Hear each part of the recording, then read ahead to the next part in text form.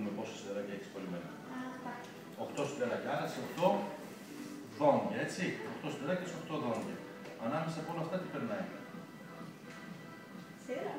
Ένα σειρματάκι. Μπράβο. Και το σειρματάκι αυτό το δέσαμε μέσα στα σιδεράκια, έτσι.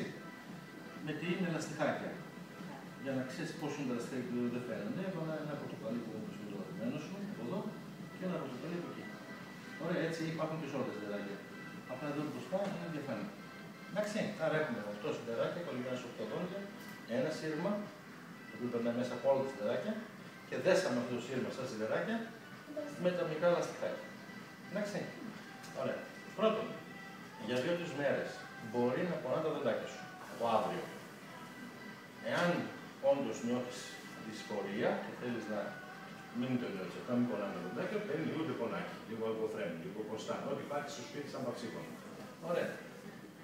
Και αυτό να διαρκέσει το πολύ για 2-3 μέρες. Δεύτερο προβληματάκι που μπορεί να έχεις είναι τώρα τα μάγουλά σου και τα χείλια σου, όπως πριν λίγο μου είπες, νιώθεις ότι τρίβονται πλέον πάνω στα σιδεράκια. Ως αντίδραση στις πρώτες μέρες μπορεί να γίνουν κάποια ροδασματάκια.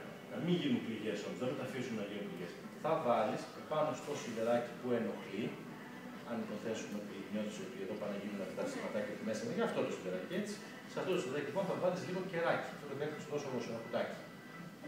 Ωραία, θα κόβεις ένα μικρό κομματάκι, θα κάνεις μπαλάκι, θα το μαλακώνεις και το σιδεράκι που σου ενοχλεί θα το καλύπτεις με το κεράκι. Το κεράκι αυτό θα φεύγει με βούτισμα, θα φεύγει με το φαγητό, θα βάλεις άλλο. Και αυτό το πρόβλημα θα διαρκέσει για λίγες μέρες. Δεν θα συνηθίζουν τα μαύρα τέτοια και δεν ενοχλούν. Ωραία.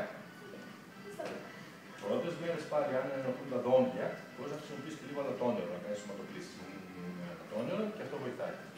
Μαλακές τροφές, τις πρώτες μέρες και όλα θα πάνε καλά. Εντάξει, αυτά είναι τα δύο προβλήματα που θα έχεις τις πρώτες μέρες. Πάμε στο τρίτο κανόνα. Να πλύνουμε τα δόντια μας. Πρωί, μεσημέρι, βράδυ. Πρωί, μεσημέρι, βράδυ. Όχι 2 φορές, 3 φορές, έτσι. Και βουρτσίζουμε και ακουμπάμε και στα ούλα. Και στα ούλα. Καλά.